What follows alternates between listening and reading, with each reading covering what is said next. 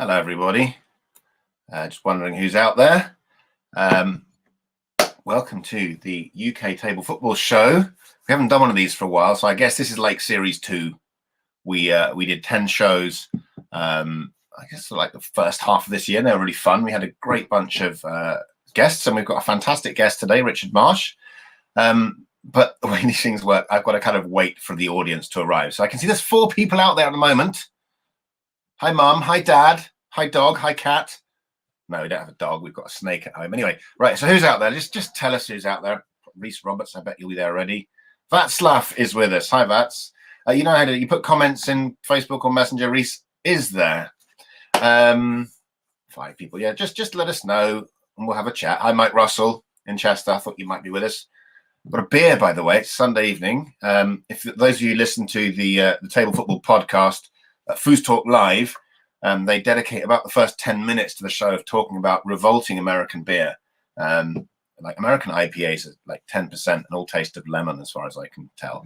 So anyway, I've got a Stella. So that's waving the flag for Europe. Who else is out there? Hi, Vats. Again, you said hi. Right, well, I think we're going to slowly get underway. You know how it works, right? I do a little bit of a roundup of what's going on in the foosball world. And I'm going to say this word once and not say again, which is COVID, right? We're kind of through to COVID. The thing's still there, the pandemic's still there, right? And all that. But people are in foosball land beginning to play. We are playing. The Americans are playing. The European circuit's playing. We've had national tournaments. We've got national tournaments. So I've said the word and I'm not going to say it again. Hi, Katarzyna. Nice to see you. I haven't seen Katarzyna since yesterday when she came to the container to pick up all the Garlandos for the rugby tournament we've got. Let's do a little bit of a roundup before we get to our guest. Right, we had the Frog Life Tornado Open. That happened. That was, I think, 20th of August, 22nd, something like that. That was our first national tournament since the word I'm not saying anymore. So what happened there? 5 tables in a fantastic French cafe run by Dave Cleal-Hill, streamed on Inside Foos around the world and commentated live. And the Americans just thought it was a really cool vibe and they want to go themselves. Rob Ather won open singles, although quite a few people topped Rob, I understand, in the qualification rounds, not just the people who beat him because he was watching the football in the place next door, but actually people genuinely beat him. But he turned up the gas and won open singles. He also, return of Bobby Moss, the return of the wrench, partnering up with Rob Ather to win open doubles. I watched a lot of it. It was some great foosball. Man Arslan did really well. Man and George Eads Sr. won one of the DYPs, and who won the Callum Oakes and George Ead Jr. won the other DYP. Salvatore Bruccoleri, one of our Italian phenom down here in London, won the Goalie Wars. So for those guys, Mike Russell says it was a really nice event. Yeah, it looked really cool. And I suspect Dave's going to do them again. They're going to grow. I imagine the next one, why not make it an ITSF Pro Tour? We've got the tables, Manchester. Everyone in the world's heard of Manchester because of football, and you can fly there. So, watch this space. I think that's starting something cool. Well done to Dave Clear-Hill. Well done to the guys in Manchester TFC. Well, our next thing happened was we had the world record attempt around the world. That was Thursday 26th, Friday 27th of August. 1,905 people all participated. In the UK, we had 52 people. Of that 1,905 people, we had tournaments in 6 different places. 27 people played in the Foosball Club in the Victoria Tavern in an event, again, streamed by Inside Foos. We're not going live soon anymore. I need to take that little banner down. There you go. 27 people at the Victoria Tavern, event won by Steve Lyle and Hossein Gamarian.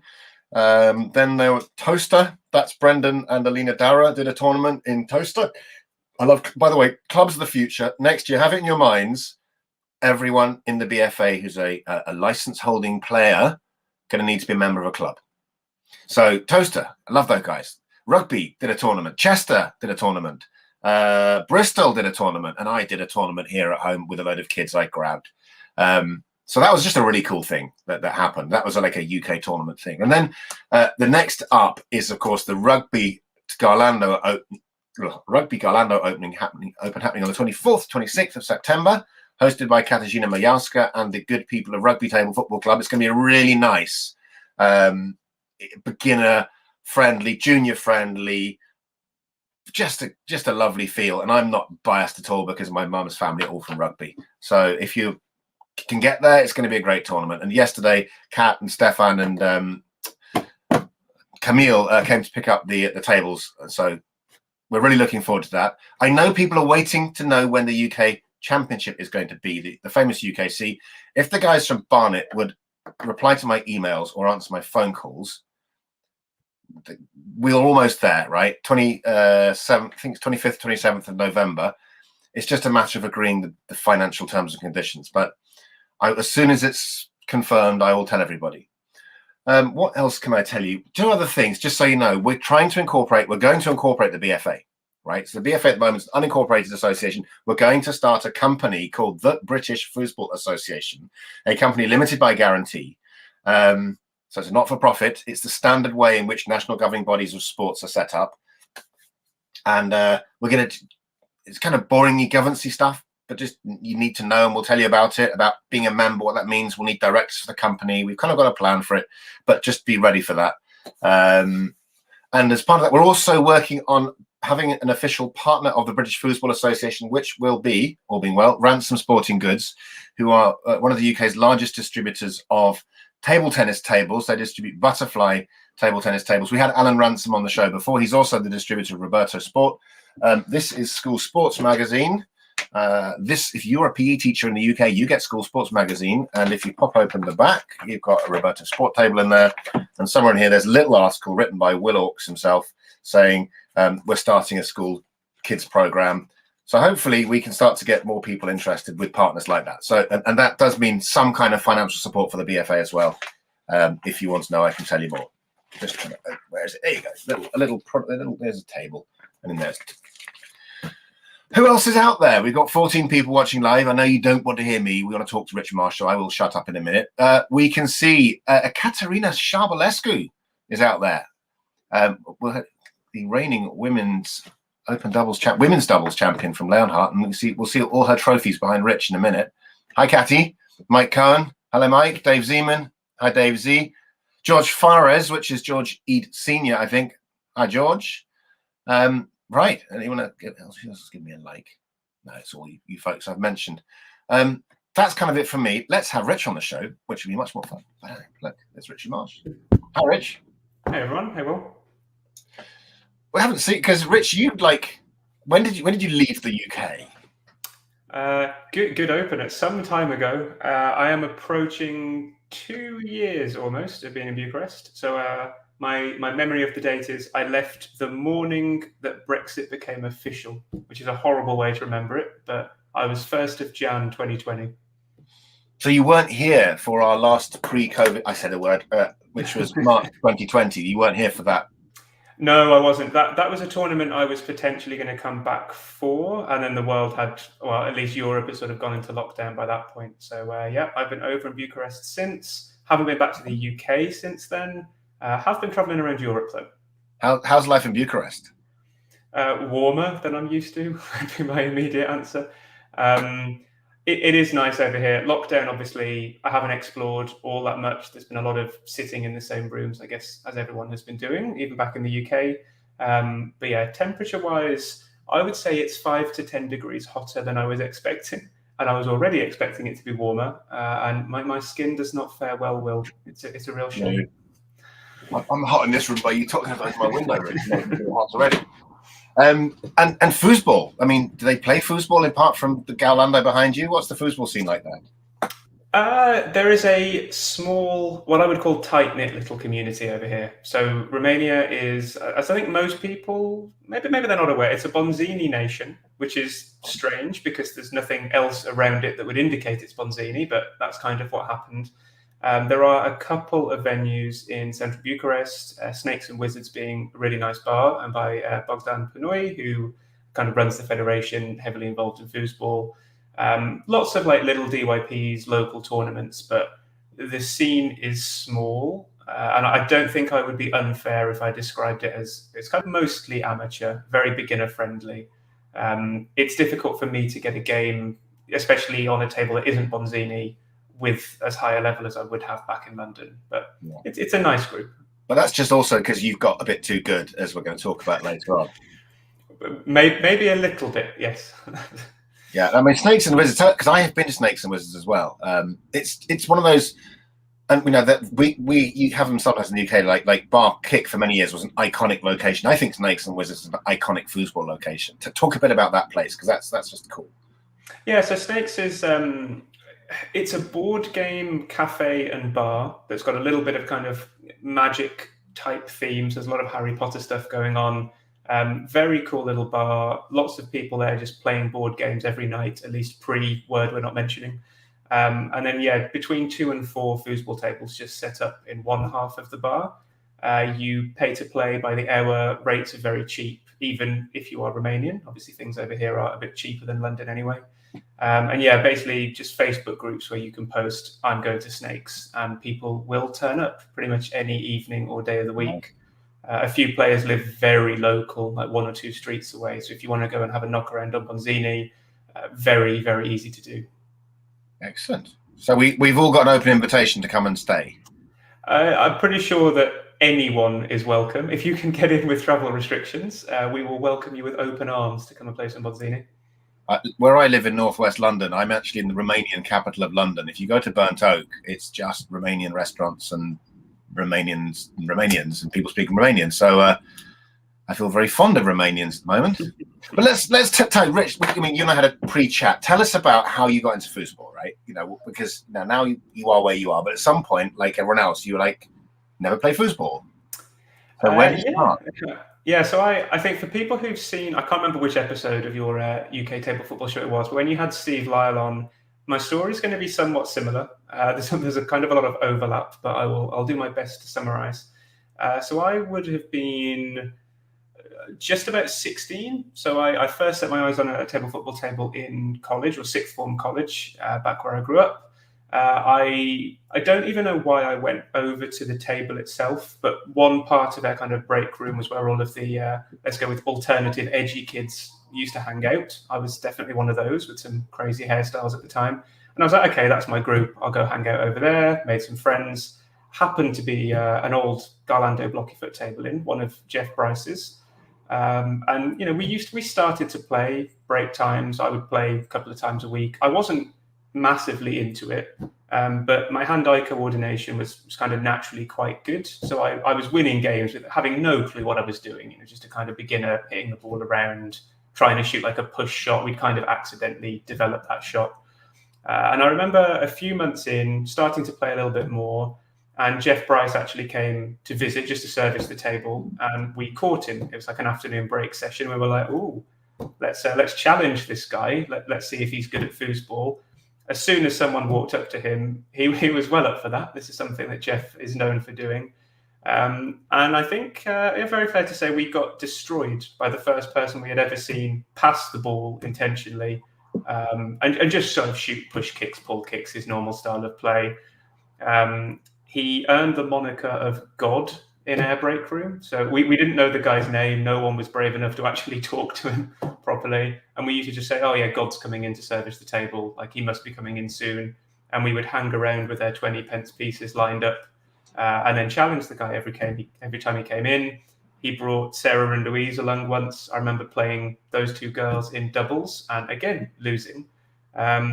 And at this point, a few of us... Were they the same age as you, or were they like little girls? I don't know.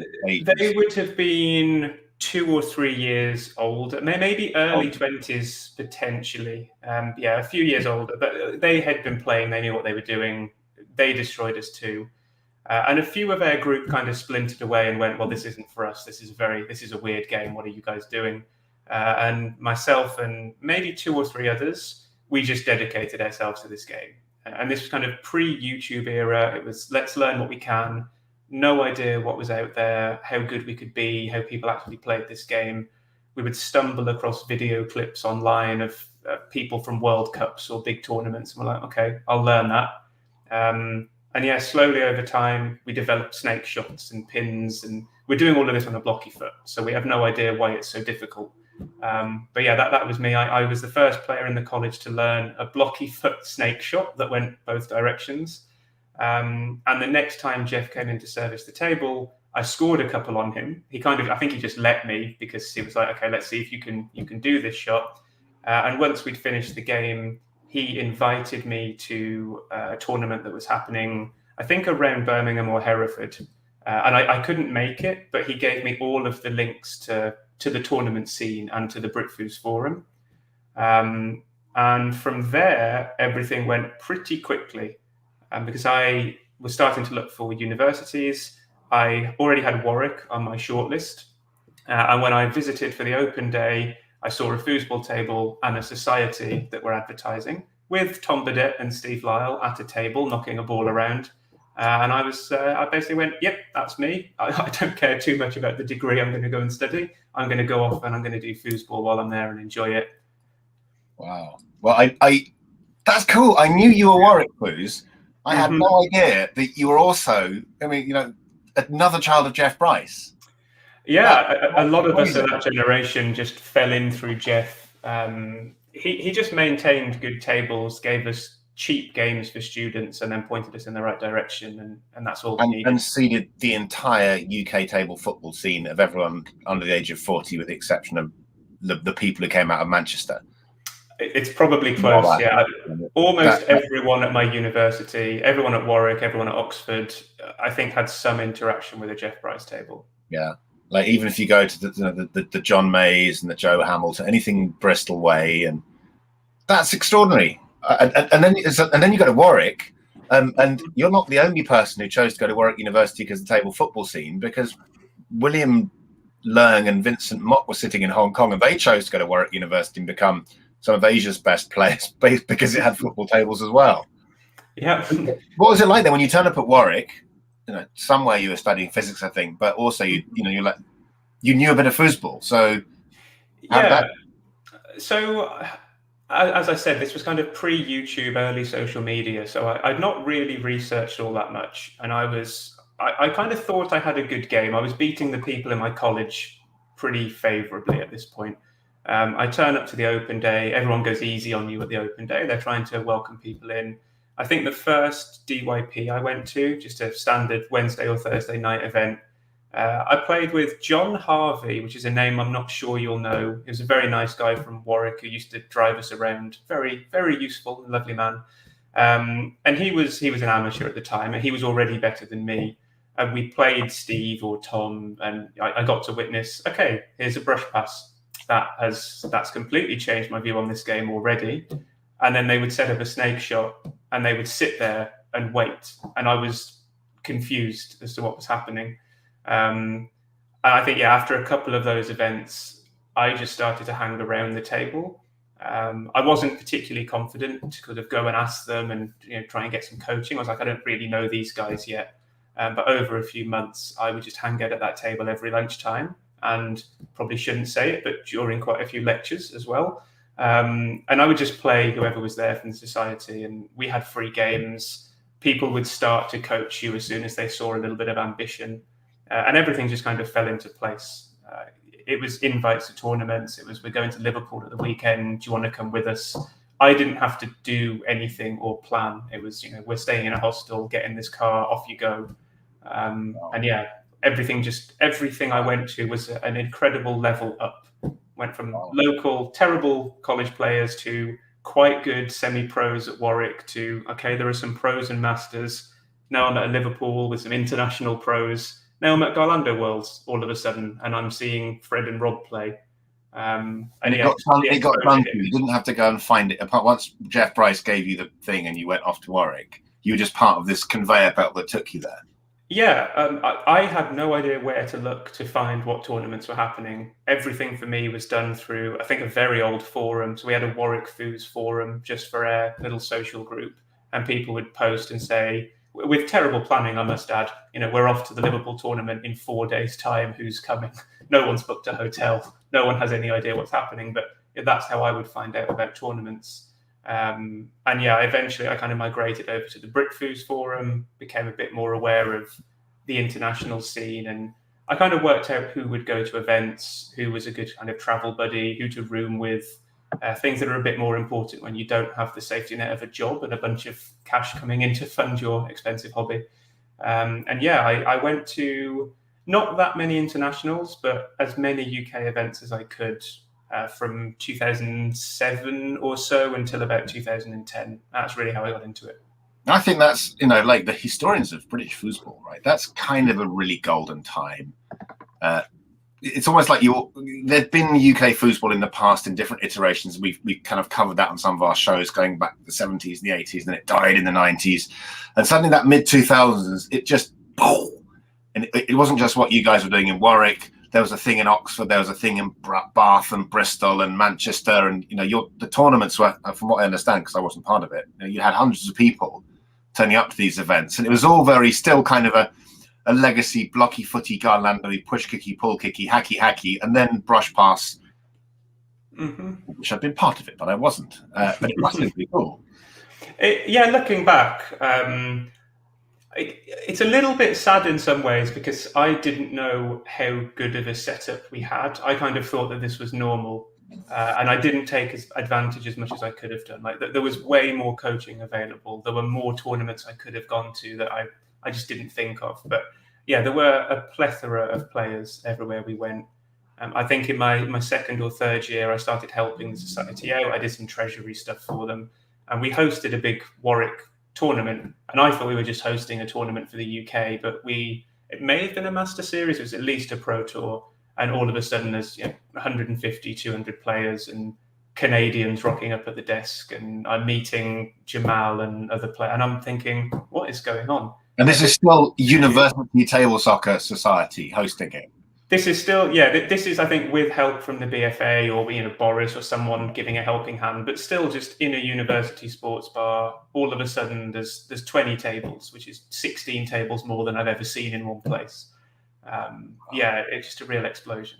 Right. If you guys who are watching out there, what was it like for you? Tell us. We'll kind of just put some words in, right? Those who were part of it. It does sound extraordinary, really. And what kind of player were you becoming? Were you a goalie? Were you at the back? Who were your partners? What sort of results were you getting at this point? So because we'd had a really good, I guess, a group of us join Warwick at the same time. So I was a year or two behind Steve and Tom Burdett. So they had already kind of grown up, become pros, had their own partners. I started playing with Colin Fallon, who joined the same time as me. It was kind of equal skill level. He wanted to be a goalie. I was happy to play forward. We played in that formation probably for 2 years at most UK events. And we had, I would say, some pretty good results. We won a lot of kind of beginner amateur events, started to win some semi-pros, played as well with Luke Ashley, who I think played a little bit longer than Colin did, again, winning semi-pro stuff. Had a few decent results internationally in the smaller field semi-pro categories, but those guys kind of fell away after uni. And I think that's when, for me, it became harder to kind of find more permanent partners. And there's been a lot of switching since then. Yeah, because and what kind of player were you? I was.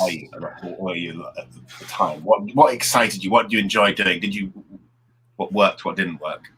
So I was very fast. I was actually faster than I was now back when I was kind of picking up the game. So I would get the ball. I was always a big proponent of ball control, so I could move the ball around on the 5 without really having a series. I was just passing it around, chipping it up, trying to go wall a lot. And I walked a snake around. So I had seen videos of Billy and Ryan Moore, especially Ryan with the walking snake on Tornado. And I was like, that looks cool. I will do that without really thinking, why am I doing this, or what does the walking achieve? I just wanted to be able to do it. And I kind of breezed my way through a lot of tournaments just because I could technically do those things pretty quickly. When I started, I still shot from the 2-bar. And I think I eventually transitioned into more of a 2 to 3-bar style passer in my early days of singles. That's the influence of Andrew Nubbert. I think a little bit, yeah. So Nubbert, again, from the Warwick Foos crowd, and he was always coming up with some strange strategies to get the ball and do quick shots. And I saw the things that worked for him, but I didn't want to move away from my passing and snaking. So I think, yeah, took influence on the 2 to 3. And then over time, it's changed quite a bit. It's basically got more refined into a ball possession, more time on each rod, but I still love moving the ball around quickly and kind of showing off ball control, and just giving myself options. Because I mean, when I started playing in the UK in 2011, and you were one of the people I was like, wow, because you were, you're technically really capable. You can do it. If you want to say anyone who can do anything on a table, Richard Marsh can do anything on a table. And I remember you told me, you said, oh yeah, well, I always finish every training session with a slingshot. And at the time, I thought a slingshot was just the coolest thing, and I couldn't imagine how you could do them. And so to finish every session, and then you must have done all the eclipsey stuff as well. Yeah. There's a lot of. I look back. So I used to spend, at least in university and like the couple of years afterwards, I'd had a table from 2008 onwards. I mixed between Garlando, Fireball, then I had a Tornado. I pretty much owned everything. I put a lot more time than I should have into stupid slingshots, weird backpin combos, banks from every rod.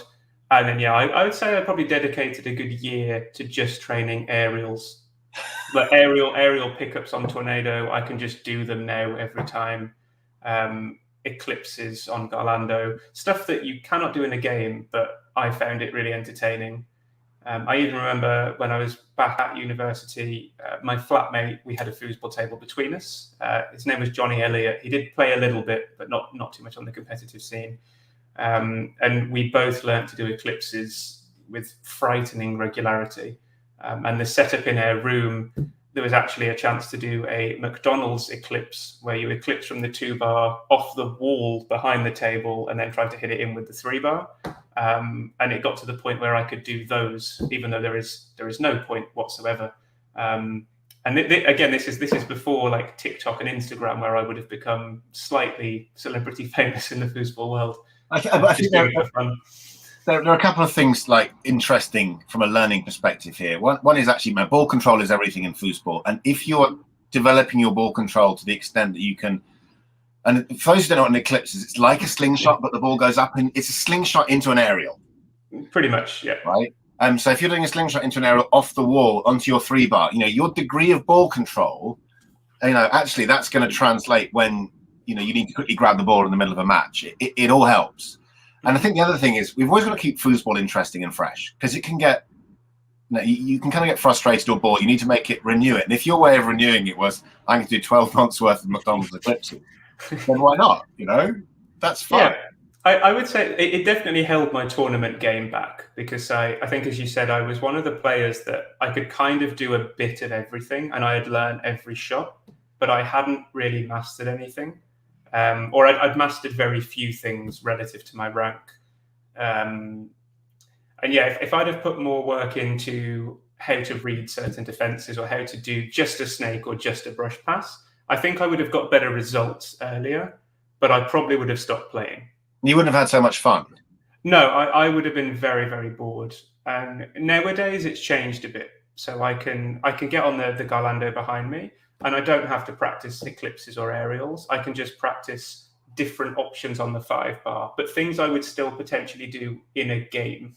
Yeah. And I kind of keep that fresh. I think that's the smarter way. I think there's that thing in Tesco's, they sell 60,000 different products. In Lidl, they sell 10,000 different products. And so if you can do 60,000 different things, the problem is you've got to choose one of them. Probably your Richard Marsh brain around about 2011 was trying to do 60,000 things at the same time and didn't know quite which one to do. And it's interesting about football. It's actually, I need to boil it down to which is the thing that's going to make the pass happen and make the goal happen. Little thought on that, really. Yeah, I fully agree with this. If I had to train somebody now who, let's say they're an amateur but technically very competent, it's very easy to turn them into a winning tournament player up to a certain level by just saying, learn this brush properly, learn how to read these 3 or 4 scenarios and do a snake from the middle, and here's how you pick. And I can probably get people to win semi-pro events just by doing that. Yeah. But they would struggle to go beyond that level because they just don't have the ball control and then don't have the exposure to everything else that's going to be thrown at them. And I know some other. You're not just a world-class foosball player. You're also a world-class Guitar Hero player. Yes, that is a claim to fame. To talk, because I mean that's a bit like 12 months worth of McDonald's eclipses. Tell us a bit about Guitar Hero and other similar things you may have got yourself into over the years. Yeah. So Guitar Hero for me is probably the hobby that sums up my entire personality the best, or at least how I used to kind of approach things. I started playing Guitar Hero, which is, for the people who don't know, the little plastic guitar PlayStation Xbox game. Completely rhythm based. It's just a rhythm, hit buttons, get good at memorizing charts type endeavor. I played it because it looked fun. I couldn't pass some of the harder levels. That wasn't good enough for me. So I dedicated, honestly, countless hours at this point. I must be at like 20,000 or so that I actually sunk into Guitar Hero. I reached scoreboards that were top 20, top 10 in the world for quite a lot of the harder tracks. And pretty much everyone I lived with for a 6-year period probably got used to just hearing the kind of tap, tap, tap noise through all hours of the night. Steve is included in that. They released a new Guitar Hero game when we were living together. And there was a lot of tapping and a lot of kind of devotion to the cause. And I think with me, if there is a hobby where I can train individual skill and then just repeat and repeat and repeat to get better at it, my personality fits very well. And I think what I picked this up because that's the foosball world. You know, there's a bit of a lot of people in this foosball world are a bit like that. Maybe not top 20 in Guitar Hero because there's more than 20 of us, you know. But everyone's got that. Many people who've got a little thing. I remember meeting the only tournament I went to in America. One of the guys was a Rubik's champion, and you know how good the Rubik's people are. And again, the Rubik's is another combination solver puzzle. Do it again, really hard. Really It's a clever thing which people get drawn to as well in playing foosball. We've got some shout outs just to say, Man Arslan is out there. I can do this now. Hi, Will and Rich. I forgot to press those little buttons. We've got my good friend Gor Avetisian in Armenia. Hi, Gor.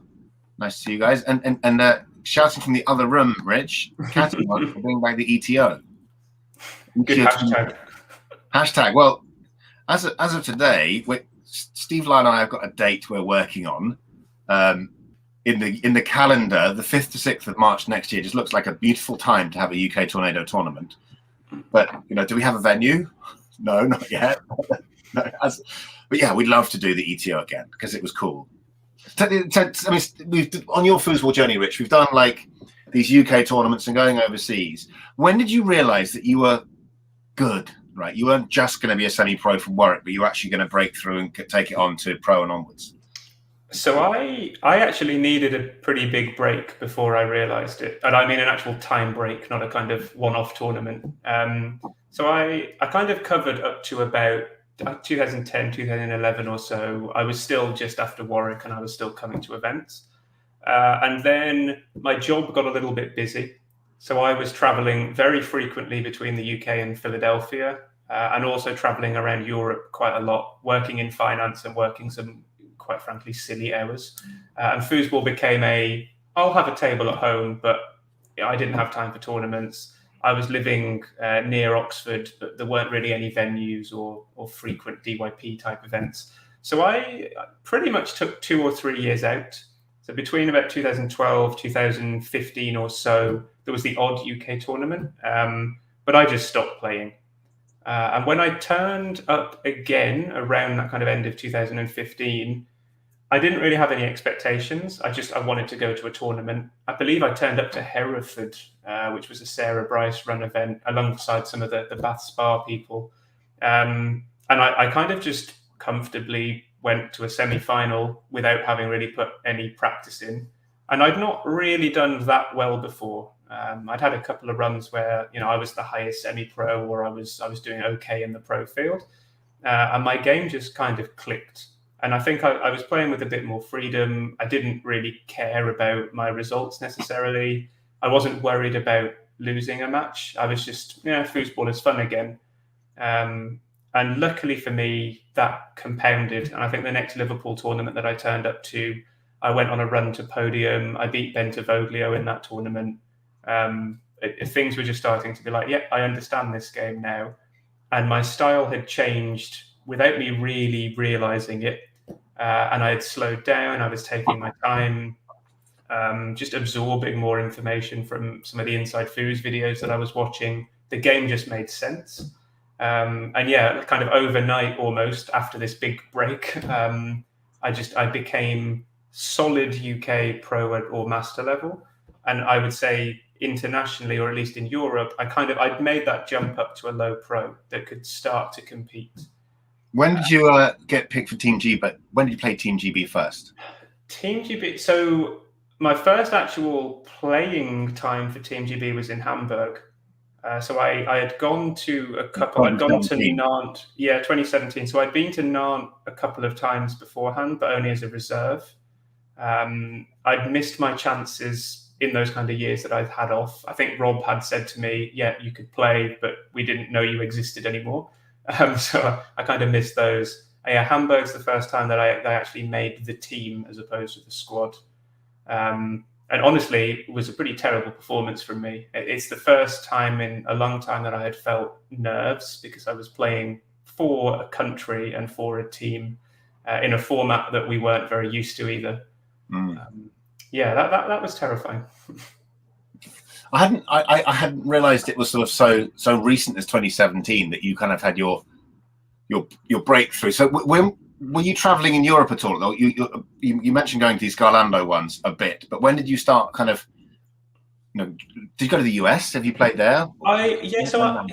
I'd had a couple of US tournaments. So in 2010, so either 10 or 11, I think I went to Worlds with Rob, basically just Rob at the time. No one else from the UK went.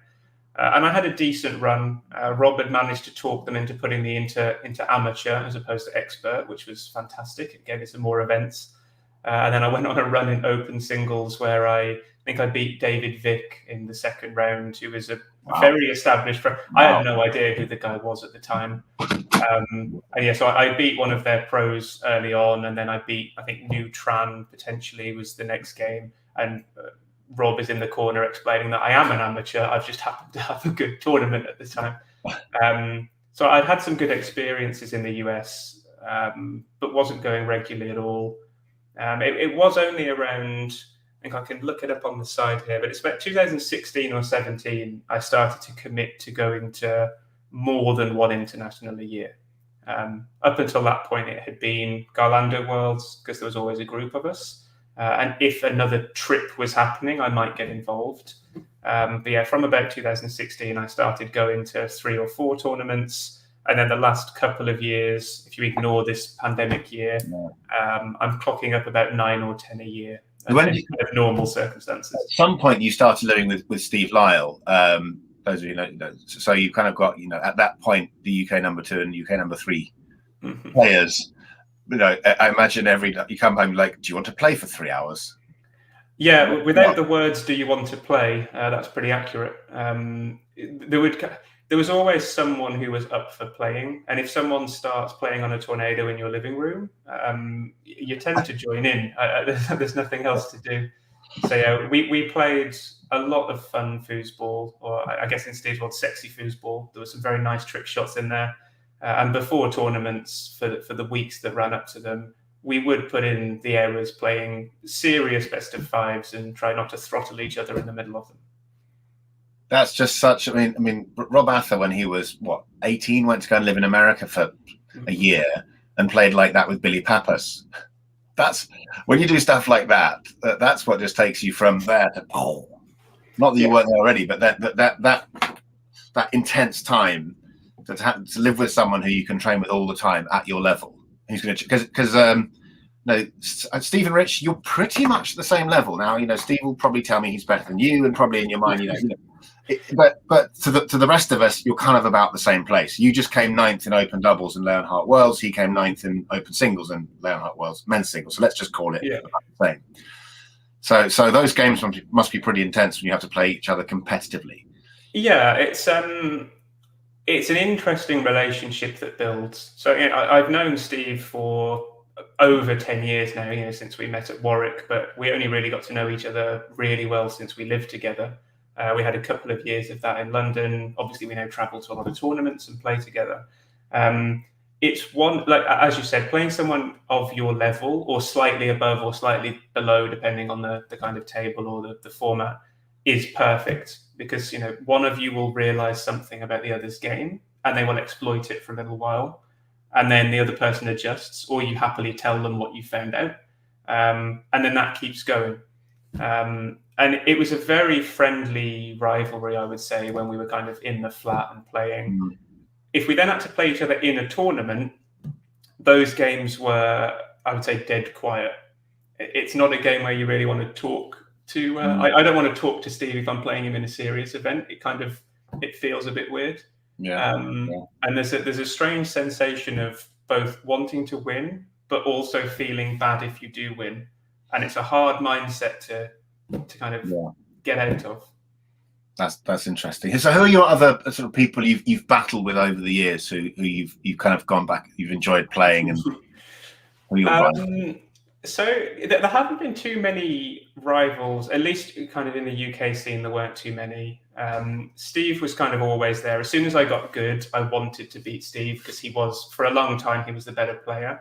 I would now say we're about 50-50. Like it's quite fair to say if we play each other in singles, it will go 50-50 a lot.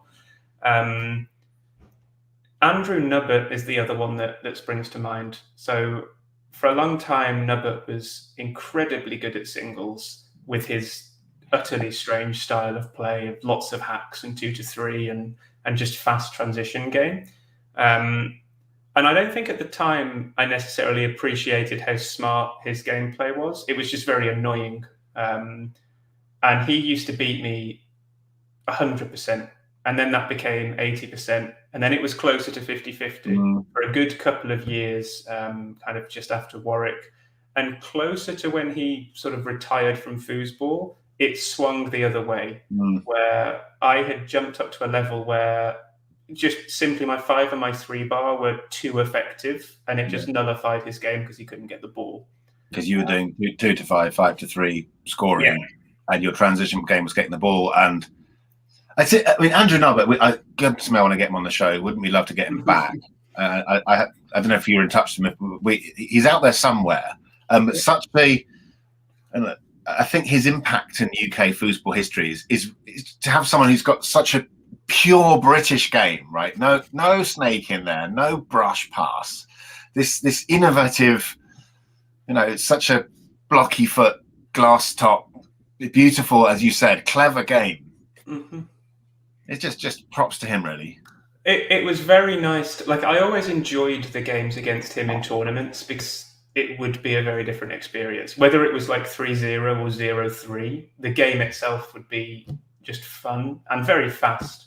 I don't think we ever played each other for more than 12 minutes in any tournament, even if it went 3-2 and 8-7. It would be a 12-minute game. He was your partner for quite a few years as well, wasn't he? Yeah, so I think during the period where I was struggling to find a consistent goalie, just because we didn't have many in the UK. I eventually found Chris Lyle, so we could come on to that. And Chris is a very solid goalie who likes to play goalie, which also helps. But yeah, Andrew was. We paired up in a team of no one really wants to play either position, so let's just swap basically every ball and make this work. And as long as we went in with that mindset, things went pretty well. We did win a couple of OD titles in the UK. We were always kind of podiuming those events. And we had some good runs at World Series and World Cups as well. Just because if I was playing forward, the other team would think, okay, standard kind of brush past snake game, whatever. And then we'd swap and he would score an insta hack or some kind of weird rolling pull shot, and they'd just confusion. They would, very angry. Story. He came 17th, I think it was, in Garlando Worlds, and he beat some player who just was so upset. I'm a much better player than you. How dare you beat me with that game? But yeah, obviously you weren't. Yeah, I've seen it a couple of times where players have had legitimate meltdowns over just playing him. The really good players that have played him, they just enjoy it and they kind of work out how to beat him. So there is a video, I think, on the BritFoos page somewhere where he plays Kevin Huntsdorfer, either at a World Cup or at Garlando Worlds. I filmed it. There you go. Yeah, and I think Nubbert does win game one with all of his little tricks. And Kevin's there, and he's not angry. He's just going, well, this is interesting. And then kind of comes out and turns it around very quickly, starts scoring Nubbert shots on Nubbert. But yeah, a lot of players who were at that sort of that low pro boundary, they hated him. They didn't understand the style. Even nowadays, I think he would go on a decent run in singles until he meets someone that kind of just deals with him properly. I'm on my champions spreadsheet here. You are UK men's singles champion once, men's doubles twice, and mixed doubles once. So who are those with? Tell us about. Oh, that is a memory test. Okay, well, luckily I have a spreadsheet to help you. Yeah. So in 2017, Richard Marsh and Chris Lyle. Let's talk about you and Chris were the men's doubles champions. Oh, no, interesting.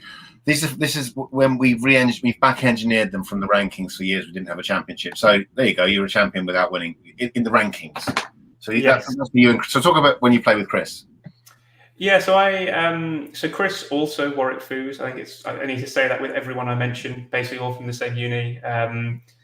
We started playing with Chris. I think we just agreed to play a tournament because he was looking for a forward. I didn't have a goalie. I think Nubbert might have stopped playing as well, so I was kind of on the lookout. And Chris he'd been going on a few runs in singles himself. I think he'd come fifth or something at a previous pro tour in Liverpool. And I was like, yeah, this could work. We had played together at Warwick. I knew the guy quite well, same friend group, so it was going to be easy to play with him. And yeah, from the first ball, that was a kind of partnership that you know is going to work. Yeah. He will set up a pull shot on the 2-bar. He will look at passing options, or he'll put something on goal. There is nothing super fancy about Chris's game when he's actually in a tournament. And then you play him off the table as a kind of warm-up game, and he's got this kind of huge bag of tricks and weird shots, and it's a completely different experience. Yeah. But yeah, as a goalie, he's the kind of player that I like to play with. I like people who have a set series, that take their time, and that look for passes. I think in doubles especially, you can play with an amazing shooting goalie, but that won't win you events unless they genuinely are like Ryan Raw quality, scoring 5 from the back every game. Although if you see the Open Doubles final of watched it, Ryan's just passing to Blake all the time, and he scores a goal. Yeah, if your forward is in any way, shape, or form in the match, and you can give them the ball on the 3-bar, you win that match. Yeah. There's nothing else to it. So you and Chris are actually you're the reigning UK doubles champions, 11th and 12th of May 2019. Yeah.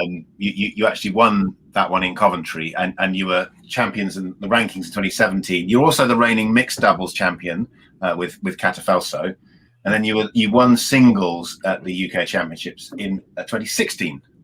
Yes, that makes sense. Remember those? Just about. They're a bit of a blur now. Like I'm terrible at remembering which year was which tournament. I kind of vaguely go around 2016, and that's kind of when things happened in my mind. We were admiring all the trophies behind you. None of them belong to you because all your trophies are in a cardboard box, and you gave them to me, and I've got them under my Tornado at the moment, and they're going to be recycled as UK Championship medals, trophies at some point in the future. But you do have a lot of trophies. Won a lot in years. There was a run, so I think a lot of those trophies would probably have been semi-pro fields. So in the UK for a while, I don't think the rankings quite caught up with me, and I got to just play more than my fair share of semi-pro events when those were, let's just say, easy to win. Mm-hmm. And then I did the same in the pro field for a while. Open was a little bit more difficult to come by. I think it was only the last few years where I've kind of been at the level to win those. But yeah, I picked up a haul of trophies over the years. Hopefully that box will be put to good use. And we talked about Team GB, and actually we do have some. It's kind of nice to watch them for film, right? So because and you talked about the pressure you felt in 2017 when you were playing in Hamburg. So let's just put some foosball on, Rich, and we'll just chat. Tell us about this. This is Luxembourg against Great Britain in Mercia, I guess, in 2019. While I get this up on the screen, tell us a bit about what's going on and what was like for you playing in Mercia for Team GB. Yeah, so I guess the Mercia intro. Mercia was a very interesting tournament from a national standpoint. We had a very strong team, a very strong multi-table team, but especially on Tornado with Joe Hamilton coming over, with Rob, Callum, Steve, Chris, Mike Amsden. I'm probably forgetting someone, so apologies if I have. But yeah, we also, unfortunately, yes, that's right, with Matty.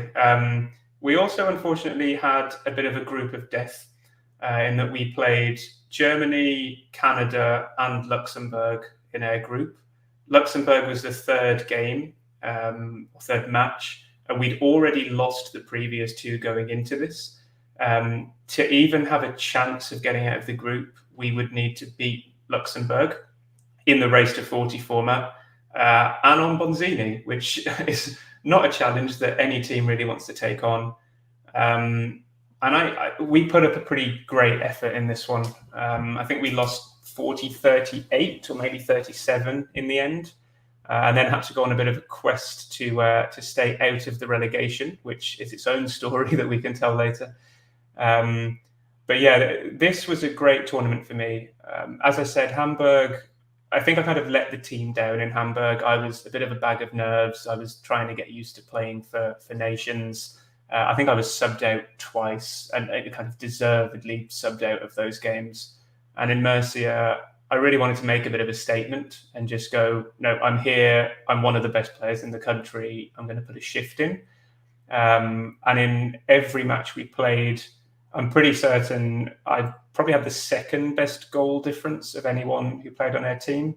I think me and Joe we tied in doubles. We played a lot of doubles together. I know Callum did a lot as well in terms of comebacks on Garlando. But yeah, I was playing the world's best players, this being Leas Demera, and either going 50-50 or better with all of them. All because I basically wanted to make up for a tournament a couple of years beforehand. And I remember meeting you in Hamburg, actually. Well, I didn't meet you. I remember meeting Nubbert with you, and Andrew was ill.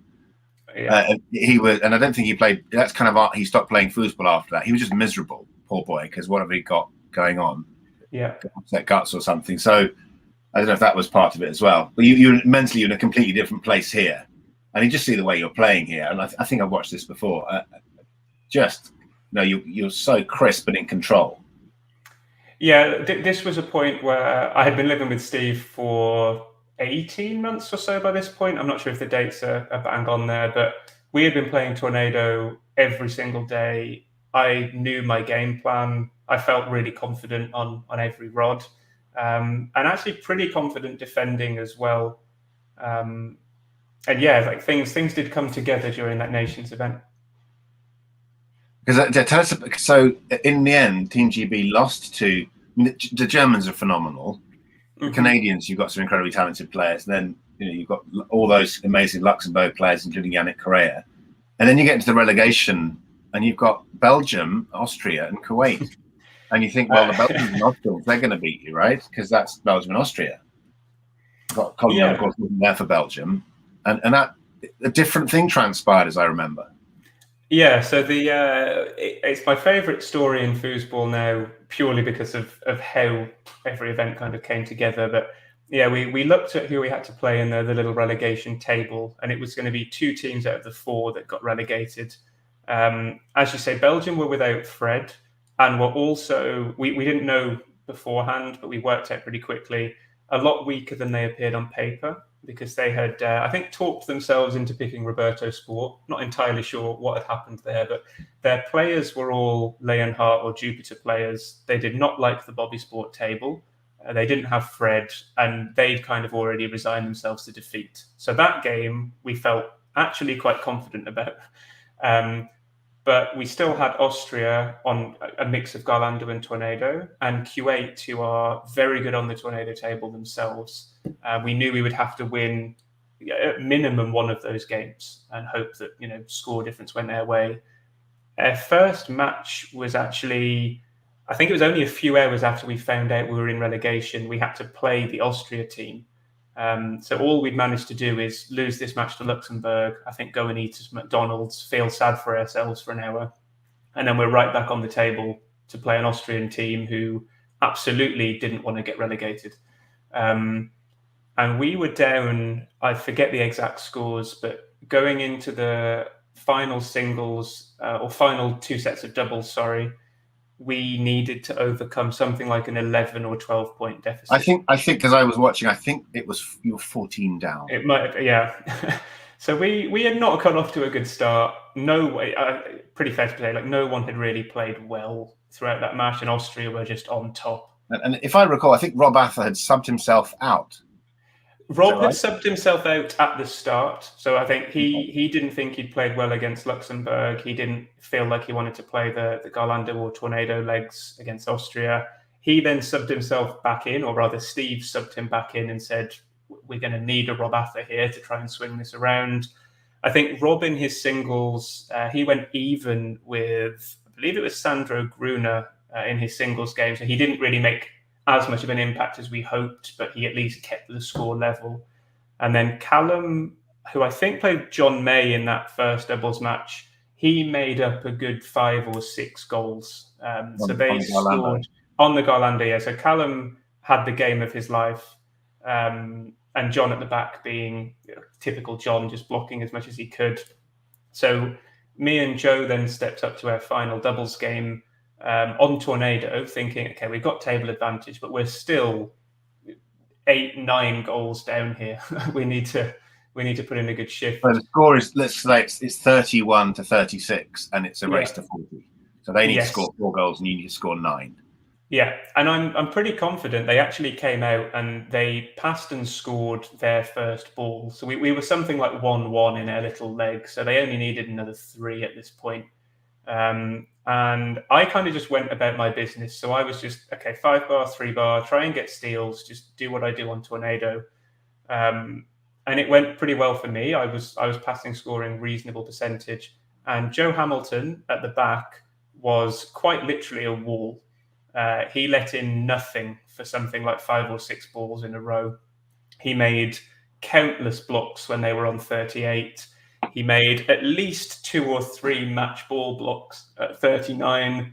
That little leg had everything. I had 2 technical shots awarded to me by the ref, one of which I scored. I think I had a technical shot at 39-39, which is a situation I'm pretty sure almost no one has been in. So that was surreal to have everyone step away from a table and have a chance to win a match with a technical. And then you got blocked. I got blocked on the technical. I remember the ball then. I think Lucas Meyerhofer, who had switched at this point to go back to the 2 bar, he tried a pull shot, which was on target. I think his partner, Mikula, had actually blocked his own pull shot. It went back to the 2 bar. He tried it again. I blocked it on the 5. It rolled through to my 3 bar. And I kind of remember thinking at that point, you've got to make the most of this. You don't get many possessions in such a big match to make a difference. And I just took my time and kind of smashed a hole. And before I realised what was happening, I think I was being hugged by Callum, maybe even Callum's dad. I think Mel was actually hugging me. And I looked over at Joe, who didn't realise we had won. Yeah. And it's also on the BFA Facebook page, recorded by your correspondent here. And it's exactly right. There's this complete chaos. And Joe Hamilton's in the middle, who's got this sort of, why are you all doing this? I'm playing foosball here. Look on his face. Mm-hmm. It was, and yeah, if you can find it on the BFA Facebook page, friends. And that wall that Joe puts up against Stefan Mikula is amazing. Stefan Mikula has just got a snake shot from the far side that's unbelievable. But Joe wasn't having any of it. We switched to Bonzini, by the way, here in the match. This is Matty and Callum, so I should go over and you've got a bit of Mark Dost action for us, I think, as well. So I do. I've got some more nations, but from Leo Worlds 2019. Well, I changed this up for us. To talk a bit about what's this, who's Mark Dost and what's he like to play against, and so on. Yeah, so this event, this was the Nations Cup at Leo Worlds 2019. I think 4 player squads for this one. And again, it was race format. I believe this was race to 20.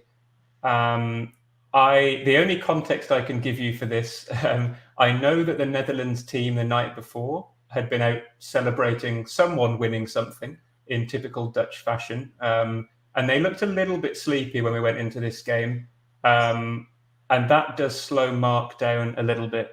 For anyone who doesn't, he's like a gymnast. He doesn't look like the kind of guy who has big nights out. He looks like the kind of guy who's in bed at 10 o'clock drinking milk. I can tell you from his eyes, he was. Oh, you might need to go back a whole bunch here because I think that just ended. That's okay. Let's just let's randomly jump to there and see if this works. That's Steve. Yeah, that'll be a Steve. We'll get there.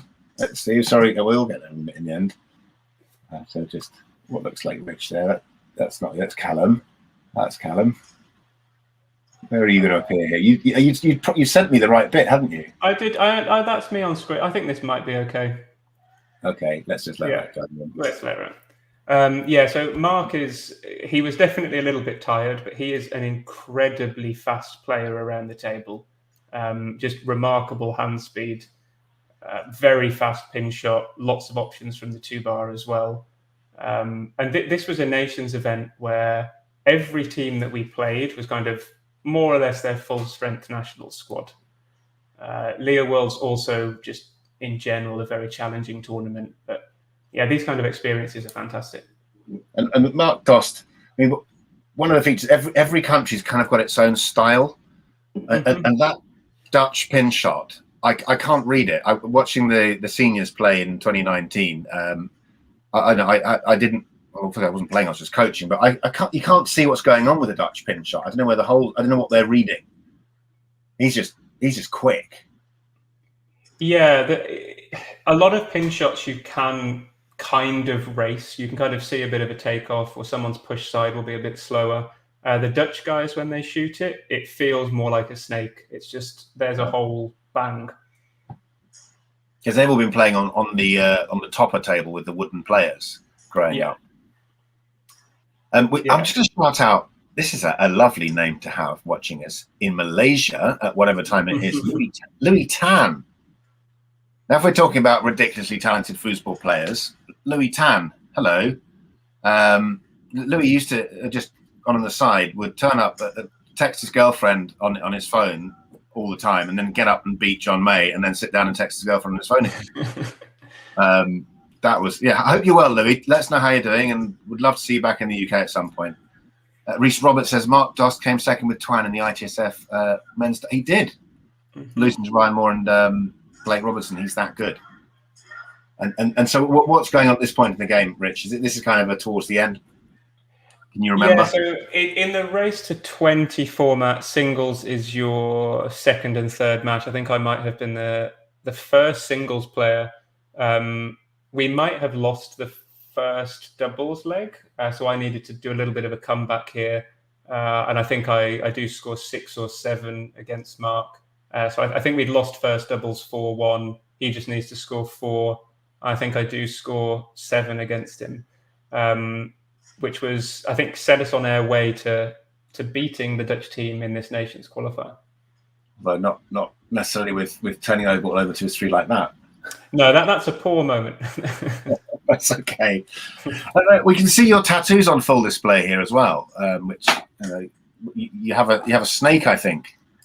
I do, yep. So I'm not sure how easily visible that will be, or how upside down it will also be for the camera. That might be the best I can do. But yeah, I wanted something to show that I'm a foosball player. I've seen my fair share of foosball tattoos, but I also wanted one that wasn't just obviously here's a foosball man or something like that. So I went with the snake. I think you seem to have finished this one. So I will. Yeah, what other foosball tattoos are there which are good?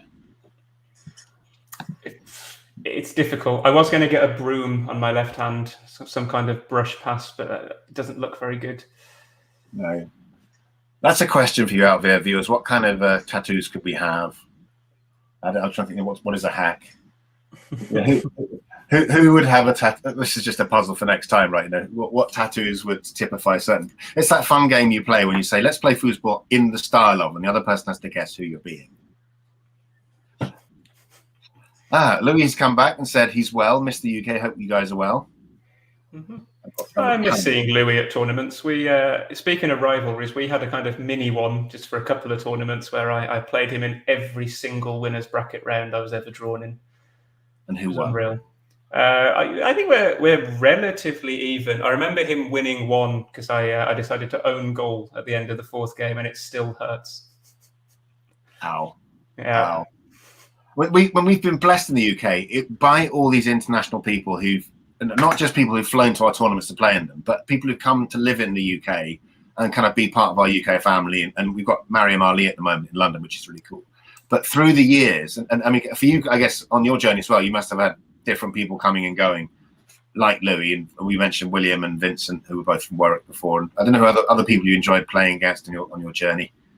Yeah, I think every time that some kind of Facebook thread comes up or there's a conversation at a tournament, we do remember a lot of names of players I saw around all the time that kind of just seem to drop off or don't come to as many tournaments now. I had a little bit of a rivalry with Bobby Moss in a lot of the semi-pro events. I remember us being around the same ranking for a few years, and I would always play him in a semi-pro final or something like that. Same thing with Chris Haddon, actually, who I know still plays, but I was always playing Chris as we got deeper in those kind of events. For me, yeah, there's what are some names from the memory bank? It's difficult. I remember playing a lot against Mike Amsden more when he was in his prime. So when I was starting to play and I would go to a Tornado tournament, Mike would always be one of the favourites. And I could not understand when I started playing how he could do some of those things on Tornado. I'd experienced Garlando, Brush and Snake. I'd not seen someone doing fast stick passing. Yeah, like that. Yeah. Or shooting a snake after 0.1 of a second. Mike, I mean, he was playing the other day, so I don't think he's not that far off his prime. Or rather, he doesn't, with some time he can switch on. Louis Tan has come back because Louis remembers your own goal. Oh, it's never going to go away. And of course, somewhere along the line, meeting all these international players, you met a young lady from Romania who's also in our chat group talking about our new British Romanian Chinese heroine. So where did you meet Catty? That's not the European Tornado Open? That's somewhere long before. No. So this is over 3 years ago now. There were a few tournaments where we'd kind of seen each other or kind of been introduced in conversations. She very randomly appeared at a New Year's Eve party at mine and Steve's flat that was attended by Rob Ather and Ryan Moore. So we kind of actually spoke for the first time there at a very drunken gathering at New Year's. But yeah, Garlando Worlds around 3 years ago, it kind of when things kicked off or just afterwards. And yeah, I've then been over here for 2 years. So yeah. And now you're living with another football player, and I guess you get to practice all the time. Is that the only table you've got? Is your Garlando? She's not got a Bonzini hiding somewhere as well. No Bonzini hiding in the flat. So Snakes and Wizards would be the go-to for Bonzini practice. We did have Leo. So for the first year that I was here, the Leo was right there. Catty wanted a Garlando. I think she mostly wanted it. I was okay with it because we may well pick it as a nation. It's kind of good to have Garlando as a practice table. So we replaced that over a year ago. We have a Roberto Sport in the other room that's not set up, but it's one of the old adrenaline tables. And I'm not touching that with a barge pole. But yeah, we have access to pretty much every table type through kind of friends over here or local bars. So it's pretty good setup for practice. That's nice. You just got to go and find Shandor Lesjan and get him out of wherever he is, up in Mercury at Chuk or somewhere up there. Yeah, I think he's way more northwest. So yeah, he's towards the kind of Hungarian part. He's the other side of the mountain somewhere. Yeah. Yeah, I think he would play Tornado. There are a couple of there's one guy over here who still owns a Tornado that it's not in the best of condition, but it's still serviceable. But yeah, practice is fun. Garlando has its little quirks. Playing Catty every single day probably gets frustrating for one of us eventually. Depends what mood we're in. But yeah, it's really nice to have a practice partner that actually understands the game and can do things. And it's not just a friend that's helping you out. And you can challenge each other and train each other and pick stuff and so on. Yeah, yeah, very much so. I think it's rare that we go more than 2 days without playing kind of a best of 3 or best of 5 against each other, it kind of semi-seriously. Nice.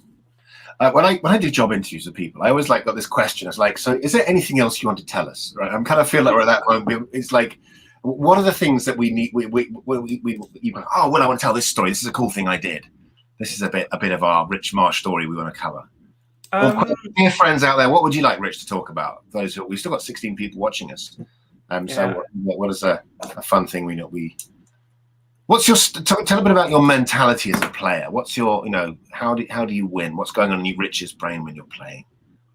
So that has changed a lot over the last few years. I think I probably learned most of my big foosball lessons in the last year or so of traveling to tournaments. For me, like a lot of players say this, and you hear a lot of the better players talk about it a lot, and people still don't apply it, is to just have a game plan for every game. And it doesn't really matter what that game plan is. It doesn't have to be specific to a match either. It's not a case where you're going, okay, I'm playing this person in a quarterfinal, therefore I'm going to shoot push side snake and I'm going to go wall. There might be some occasions where you know someone very well, so you can formulate something specific. But generally, it's going to be, okay, what's my game? This is how I read the hole. This is how I pass. I want to play quickly, or I want to play slowly, or I'm definitely sticking with 2 to 5, or I'm going to shoot. And if you go into a match and you don't know, you don't have that locked down, you're wasting so much mental energy just thinking what you're going to do every possession that you don't have room to work out how to block someone or what 5-bar defense is going to start working. So yeah, my biggest change recently has been offensively. I know what I want to do in a match, and I will start out doing that until I'm forced to change it. And then all of my thought and kind of thinking process during the match is, how do I stop the other person's game? That's interesting. That's a great tip, guys. I'm going to be reflecting on that one. So you going back to my Tesco's analogy earlier, 60,000 different types of product. You say, well, I'm just going to buy raspberry jam, and I don't need to worry about all the other different types of jam because I'm just having raspberry jam. Barack Obama always wore the same clothes, so he didn't have to think about what he was going to wear every day. Yeah, you do get rid of a paradox of choice. So I will go into a match. I mean, without giving away like the specific details, it will be something like, I'm working wall. These are my options for working wall on the 5-bar. I'm going to do that until someone starts opening up lanes, and then I'm not going to be afraid to take them. And the plan is not much more complicated than that. I have to know which passes work, and I have to think about the timing a little bit. On the 3-bar, it's going to be something like, okay, whatever defense they show me, I don't care. I'm going to wait out a short hole, and I'm going to work that little tight gap until they're sat on it. Basically, even if it's not the easiest shot, I will work that gap. And then when I get to a point that I absolutely need 3-3 or 3-2 or something like that, I know in my head already what's going to be open because I know that I've told them a story. The only time that falls apart is if you play someone who isn't thinking along and just randomizes. And then you have to have a little bit of a different approach. But against those kind of good thinking players, I try to tell them a story with what I'm doing, and then I know what they should respond with. So I just have to adjust before they realize it. Wow, that's a good tip. My own playing, I have tried to, when I'm playing with my training partner, try to have a plan sometimes. Like, right, okay, this is for this game, I'm going to do that, a bit like you said. But what I find is I kind of get into a little bit of it, and I get distracted and I forget. Or plan A didn't work, so I went to plan B, and plan B didn't work, so chuck all the cards in the air and let's make a big mess of the whole thing. Yeah, a lot of the time your plan A will work. I think people give up on plan A a little bit too much. Like, you will get blocked sometimes.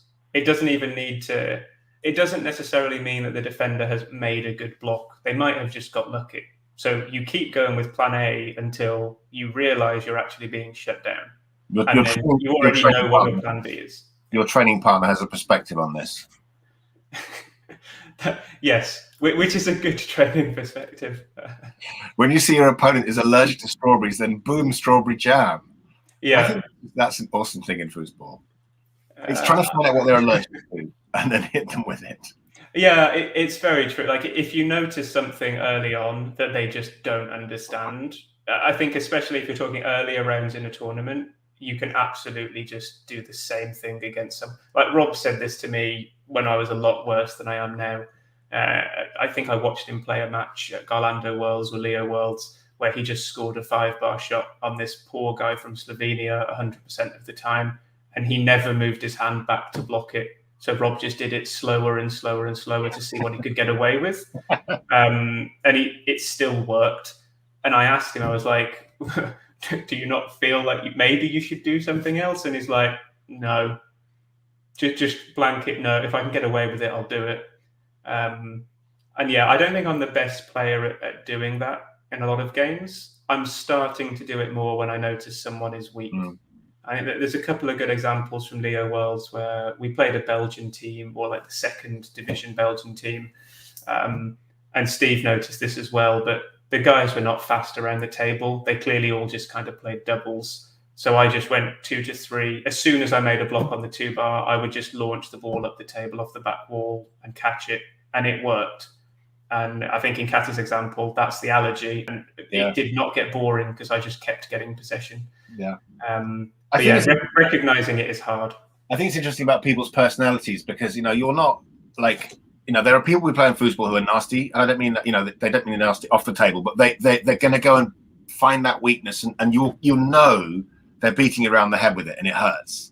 Mm-hmm. And I don't think when I played you, I get the sense that you're winning with you rather than winning with me. So it's interesting you having to, find that bit of how do I exploit the person and because that's the mental side. There's some people we can play in London who they never give up. They always want to win, no matter what. Or some people want to crush you, or some people. Everyone's personality is different as to why they're playing and what they're getting their energy from. Yeah. If you're going to play internationally, and like I'm at the point now where I want to do well in Masters and World Series, and I think you have to exploit people to a certain degree. And you just have to be ruthless. If you can get into the mentality of fighting for every ball and wanting to win, but not being worried if it goes badly or you mis-execute, that's kind of the perfect position to be in. Much easier said than done. So, someone's ears were burning. Yeah. Hi, Rob. I think that's a really interesting thing. Is because if it's a level of player thing. If you guys are understanding it at this level and you're playing someone who doesn't understand it, and Rob knows it better than anyone else because of the level he's been playing at, I think that's really interesting. Yeah, I think the thing that makes Rob as good as he is that his kind of level of mental capacity, like when he judges someone as having low kind of foosball IQ, that player is going to be far better than how I would judge somebody. Not sure I've really worded that correctly, but I can exploit beginners and amateurs and semi-pros, and he can still exploit pros. I think that the more you can learn that, the better. So last bit then, because let's do the last bit. What have you been doing this year? Because now you're number, what do we say, 5th in the world rankings in doubles, 12th in the world rankings in singles. Tell us a little bit about, and we will finish after this because I know people want to go to bed. But where have you been traveling to in the last 3 or 4 months in this strip of tournaments you've been doing? How have you been doing? Where you've been playing? Tell us a bit about that. Yeah, so I have taken advantage of the living in Bucharest situation, which pretty much means I'm subject to far less travel restrictions and in general. So we looked at a set of tournaments. There were probably 5 or 6 tournaments in a row that were all possible. Kind of decided if any year it's possible to land top 16 through a mix of kind of attending big master series and just putting together a decent set of results, this would be the one to do it. So I have done, I'm just looking at the list. I did the Bruck Master Series in Austria, Varna, which was the Bulgarian beach tournament, which was fantastic. The Lake Challenger, so another Austrian one in a cabin in the woods, which was very peculiar. Slovakian Masters, which was a couple of weeks ago. and then Leo Worlds. And Slovakian Masters on Rosengart. Slovakia Masters on Rosengart, yeah. Leo Worlds, obviously, big Leo tournament, and Switzerland back on Garlando next weekend, which I'm going to with Steve and Mariam, actually. Are you driving to them or you're flying? Is it pretty much flying in combination with trains makes it work. Europe feels like it's small. You can just walk there, It's honestly not too bad. Like we've there's been the same band of players traveling around a lot of these tournaments. So you'll see like Bjorn Hoffman, Benti, a lot of the same names are kind of doing well in all of these events. Matthias Schopf being another one who's an incredible Austrian player who's really had a fantastic year. He is on fire, man. Oh, and Bjorn Hoffman I've never heard of. Yeah, so Bjorn doesn't play too much ITSF, but he's big in the P4P scene, and he's basically traveling with Vesti and Benti everywhere. And I mean, he's mentally very, very good at foosball, even if he doesn't always impress you on the table technically. Yeah, ugly game, man. I was watching. Why you look? Schopf is a beautiful player, and I was thinking, why is this guy playing up front with this ugly game? Well, because he's dealing with it. Bjorn is sneaky. I think Catty will back me up on this one, but every time you look at Bjorn, he has a sneaky look in his eyes, and if you catch him, he'll give you an even sneakier look, and that is reflected in how he plays. He's always just thinking, what stupid pass or shot can I do that works? And he's got 20 years of experience in doing it. And Schopf is phenomenal. I was watching him last week. Great. And I'm sure he's great in the front as well, but his back game was phenomenal. Yeah, he's one of those kind of super goalies who also happens to have a very good 5-3 bar. So he was in Brook. He was my last 16, and we went to a fifth game, and he just kind of pulled it out from the 2 bar. We've been going pretty even, 5-3, and then he just showed me, I've got a 2 bar. It's incredible. That made the difference. I think he went on to beat Kevin in the quarters, only lost to Thomas Haas in the finals. But yeah, like that same band of players has been everywhere. So it's been quite easy in terms of travel because we can fly to a venue, quite often get lifts with people or kind of share transport, share Airbnbs. Quite a few Romanians traveling as well. So it's been good. And my results they've not been fantastic, but they've been good enough. So I'm kind of consistently landing myself 9th in the Master Series. Leo Worlds was 33rd, which is unfortunate that I kind of ran into Jamal early, but could have been better. If I can grab myself another kind of 5th, 9th place at a Masters, I maybe cement myself as top 16, which would be quite cool because it would guarantee a qualifying spot for Nantes without having to do anything else. Without you having, but you have to come to the UKC, although you won't. You have to come here for doubles if you want to play. I'd have to come for doubles and mixed anyway. But I think if I qualified this way, I probably wouldn't even play UK singles because I think that would just kind of screw up a bracket. Yeah. Well, as I say, everyone, hold the date of the 25th to 27th of November. And if the guys in Barnet get back to me anytime soon, which I hope, I'm going to go and sit outside their office next week. Then we will. It's literally they just need to tell me how many meal tickets they want us to buy because it's all about money for them. And then we get that fantastic venue, which would be great. Rich, I think it's been great. We've been just we've still got 11 people out there somewhere. We had at one point we had 20 with us. So and these things go and sit on YouTube for anyone to enjoy.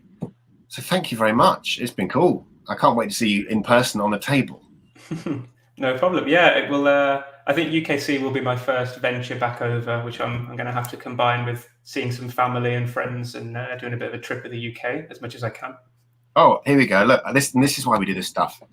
Hi, Darren, amateur player. Watching this has made me give some tournaments to go. Darren, the next UK tournament is in Rugby, 24th to 26th of September. In the Bar 8 Snooker Club in Rugby. It's going to be a really nice tournament, a great tournament for first-timers or first and long-timers. I don't know where you are, Darren, in the UK, but if you're not too far away from rugby, and everywhere's not too far away from rugby, it's the middle of the country, come along. Look for it on the BFA Facebook page, and I will put, I haven't got the link here. Look from the BFA Facebook page or message me, will.hawks@britfoos.com, and we'll tell you the details. But that's why we're doing it, because we want more and more new players, and yeah. Cool. Nice to have you with us, Darren. And mostly, thanks, Rich, for being with us too. It's been awesome with you for the last 90 minutes. Rich says thanks, and everyone else says thanks too. It's been a pleasure. I will close the feed. We'll just wave goodbye to all of you guys. Rich and I will stay for an after show party. Okay. Right. Cheers, guys, and I'll see you all on the table. Bye bye.